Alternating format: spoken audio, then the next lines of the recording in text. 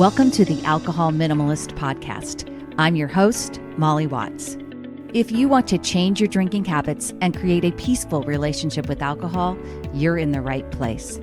This podcast explores the strategies I use to overcome a lifetime of family alcohol abuse, more than 30 years of anxiety and worry about my own drinking, and what felt like an unbreakable daily drinking habit. Becoming an alcohol minimalist means removing excess alcohol from your life so it doesn't remove you from life. It means being able to take alcohol or leave it without feeling deprived. It means to live peacefully, being able to enjoy a glass of wine without feeling guilty and without needing to finish the bottle.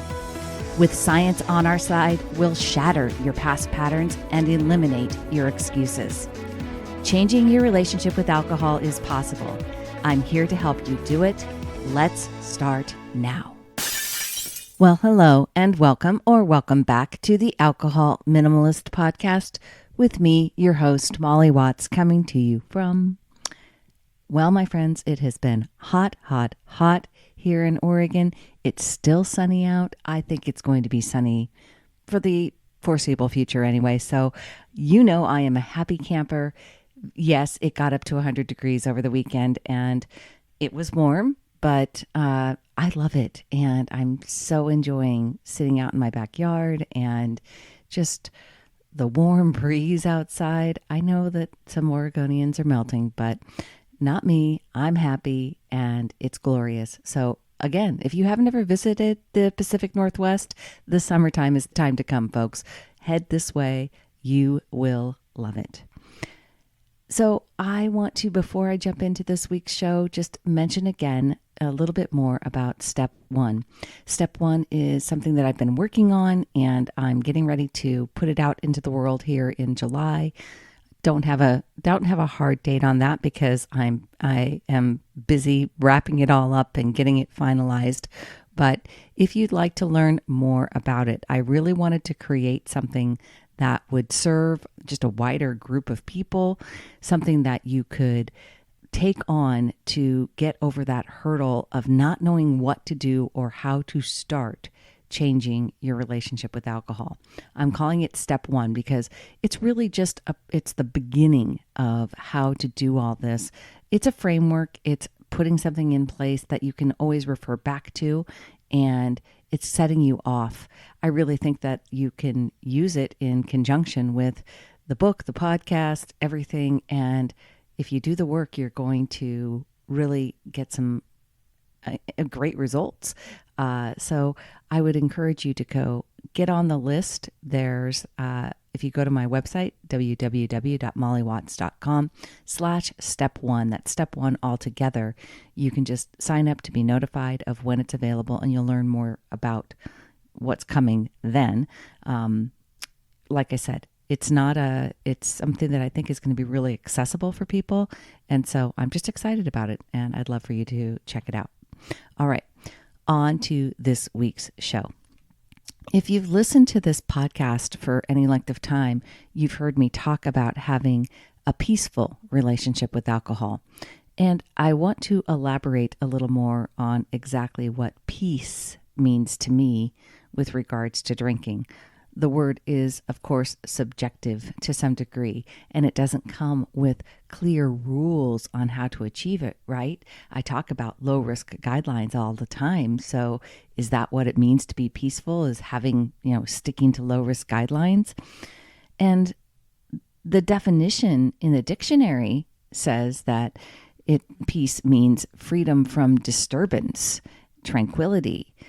Peacefulness is the state of calm and quiet, free from worries and annoyances. A state of calm and free from worries. Yes, that sounds about right. So I did an episode episode 52, on what being an alcohol minimalist means.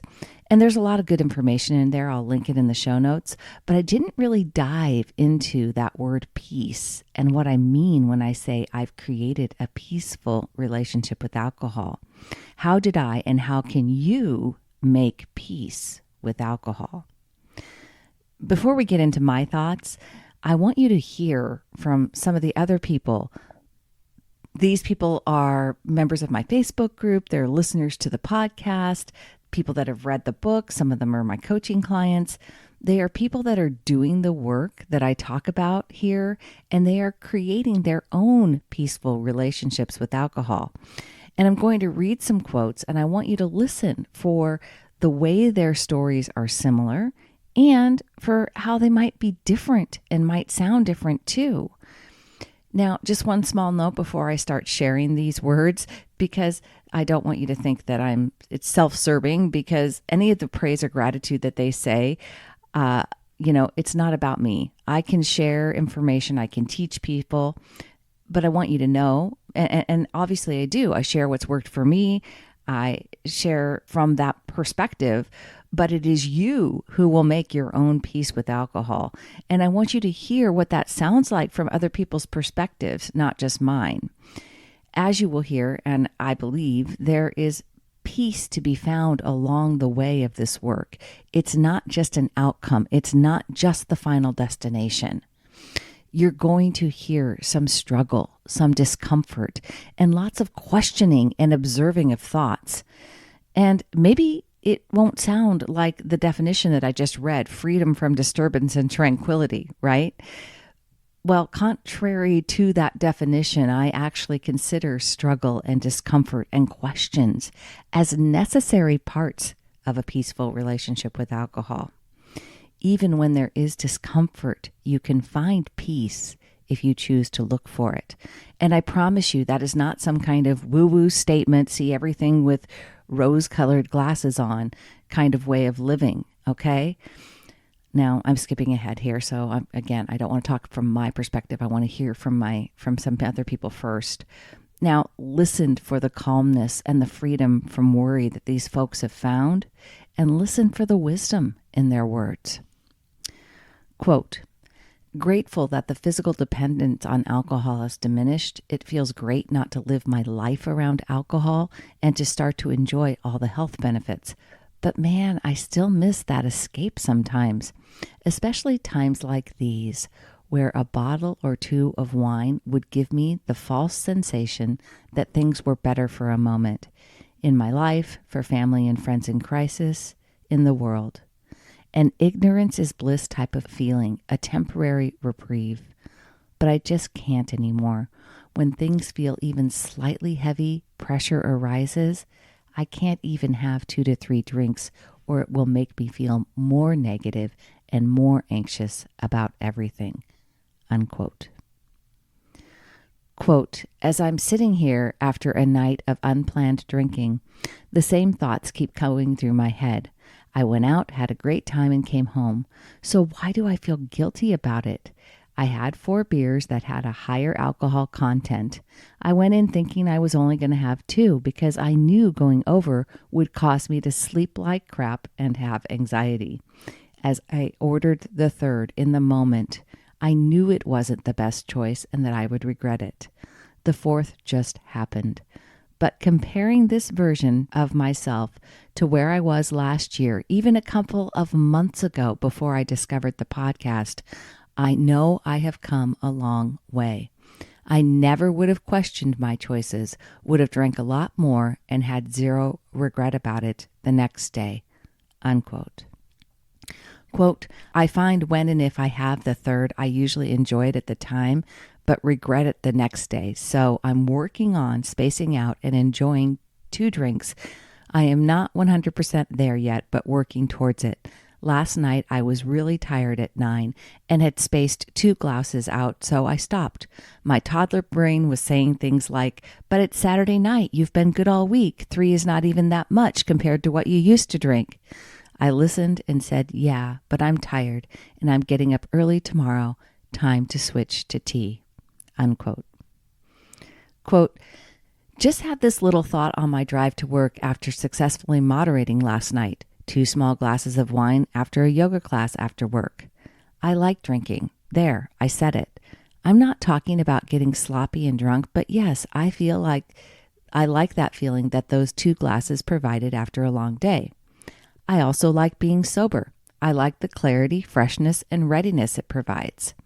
I like being busy and running 3 miles first thing in the morning, followed by a day working in the yard. I also like sleeping in and slowly drinking my coffee and watching movies all day.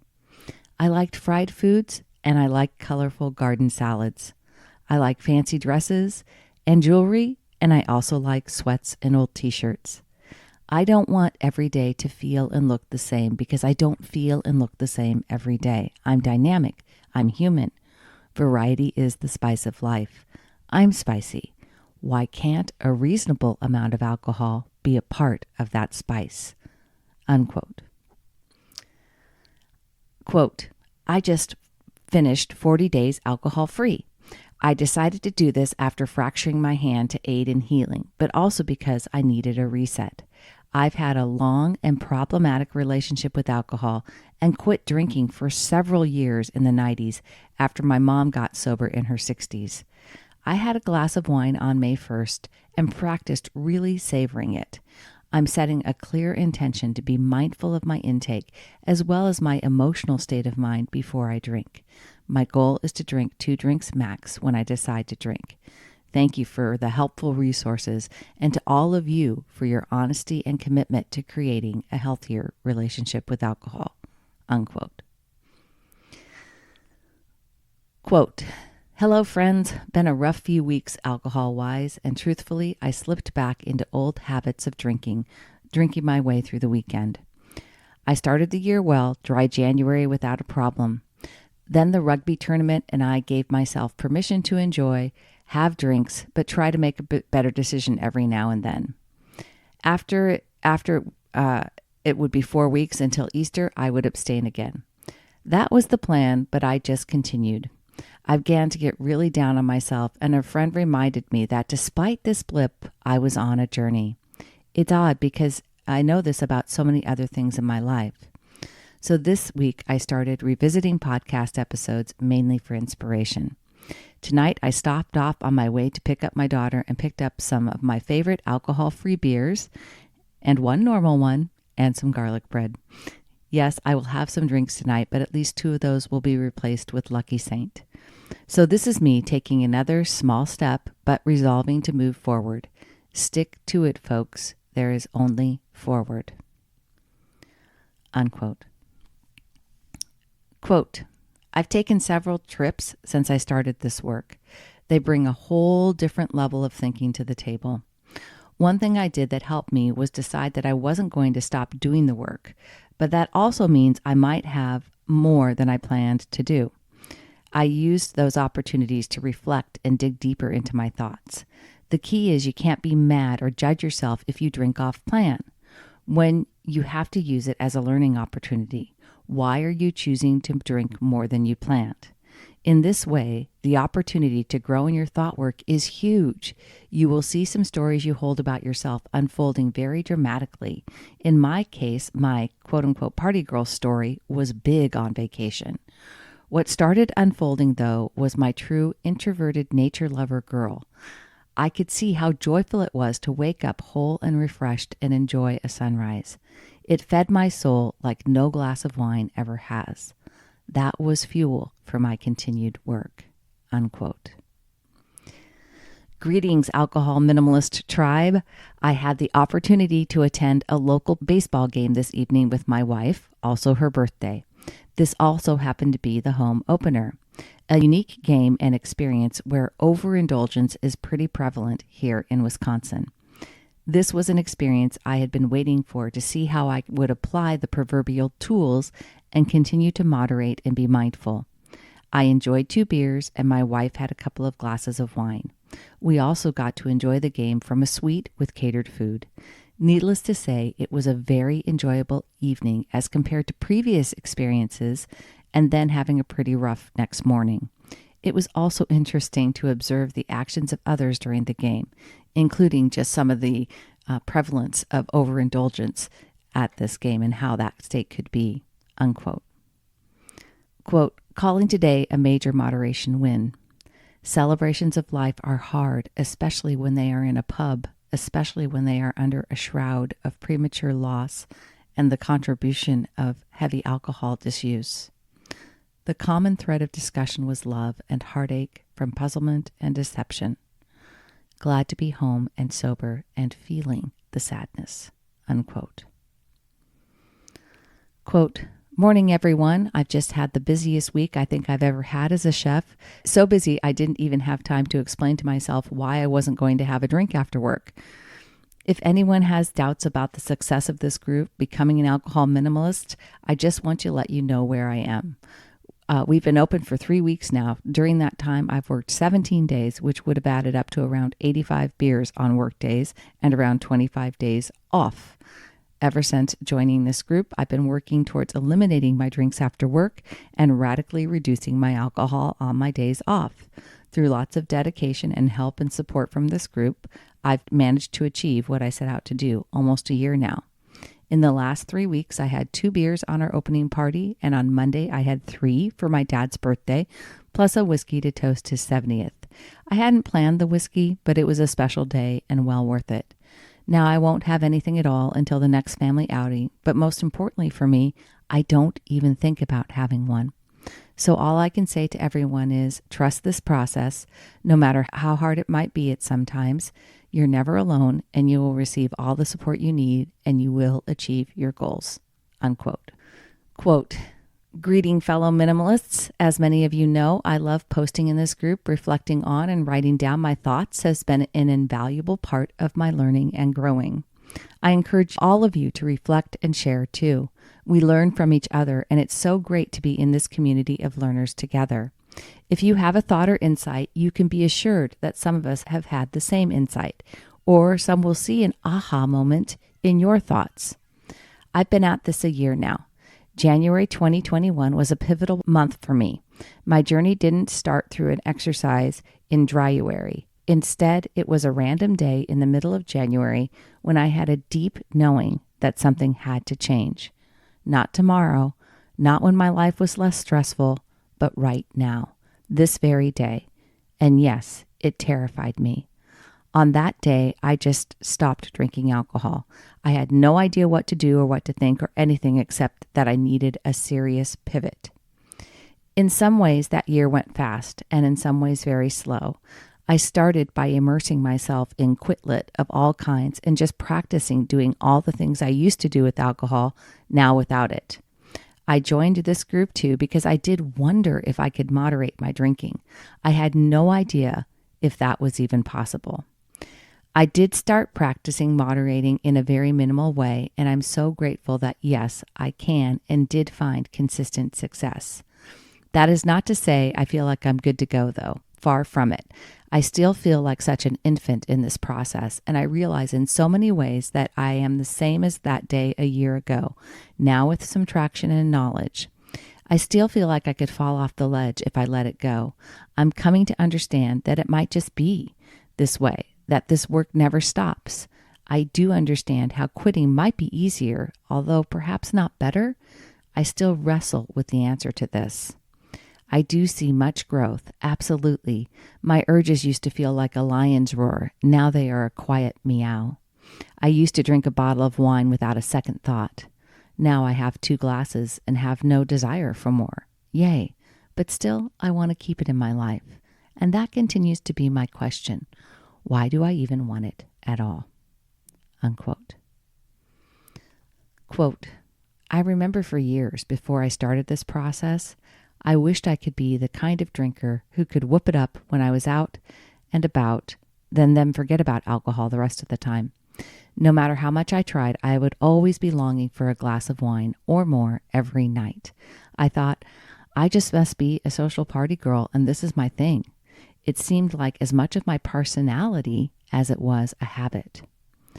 Fast forward to 15 months into this, I find myself also having the same wish.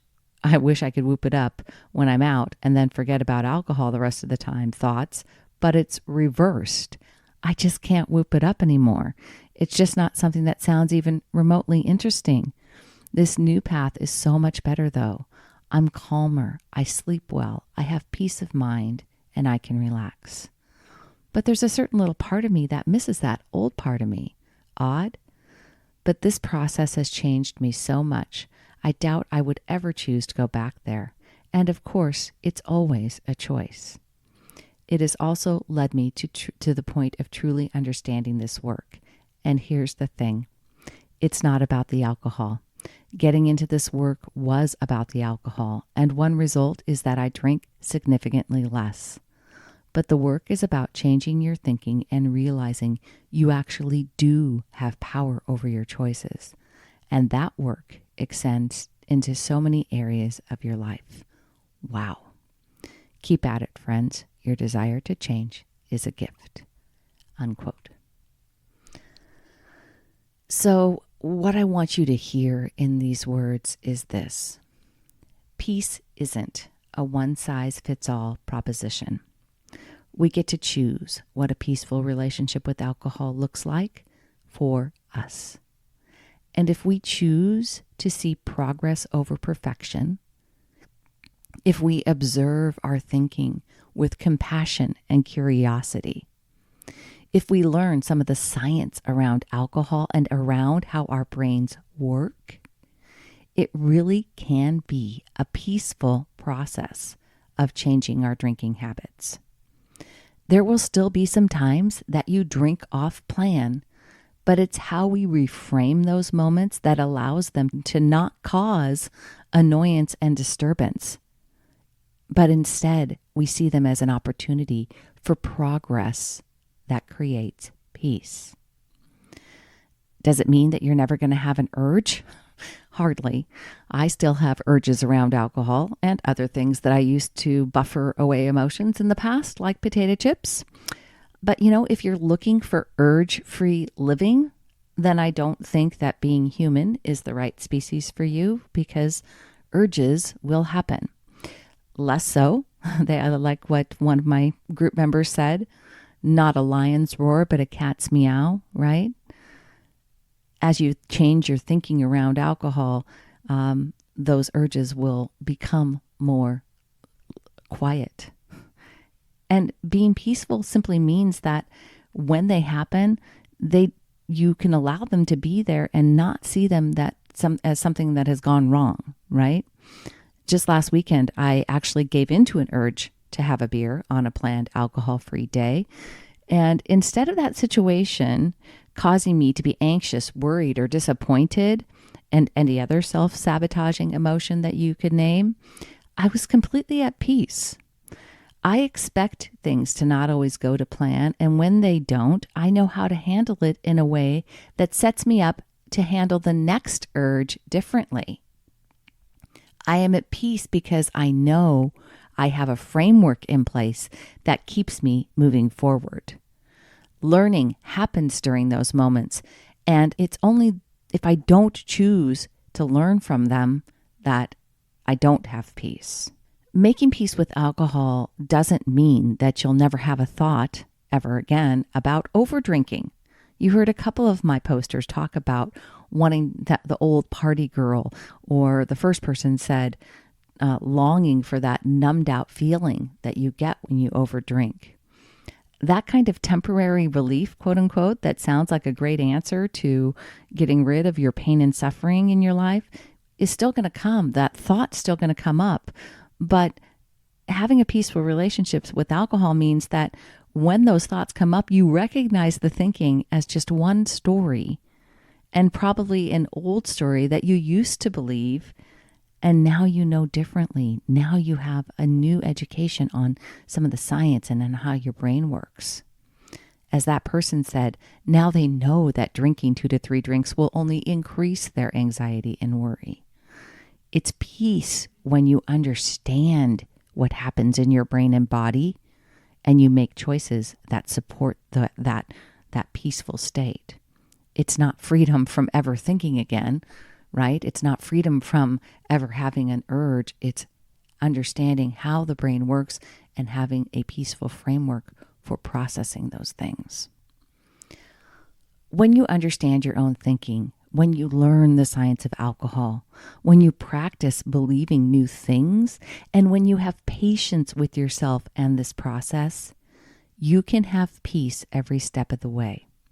When you have a framework, when you become a better thinker, you absolutely will have a peaceful relationship with alcohol. You have taken a great step. You are here listening to content. So obviously, this is a moment. This is the now. This is the when. One of the posters talked about knowing in her core, just right then on a specific day, that something had to change, right? I think it's Dr. Oz says that once you are listening, when you've made a decision and started consuming content like this, you know in your core that something needs to change, right? Or you wouldn't be listening to this in the first place. I invite you to come check out my private Facebook group. We are the Alcohol Minimalists. I invite you to come read some of my free resources, look around my website, keep listening to the podcast. You get to create a peaceful relationship with alcohol. You have taken a first step in terms of listening to this content, and you have something inside of you that is questioning whether or not you should make a change. I invite you to make that change along with me and the rest of the alcohol minimalists. All right, my friends, that is all I have for you this week. Until next time, choose peace. Thank you for listening to the Alcohol Minimalist Podcast. This podcast is dedicated to helping you change your drinking habits and to create a peaceful relationship with alcohol.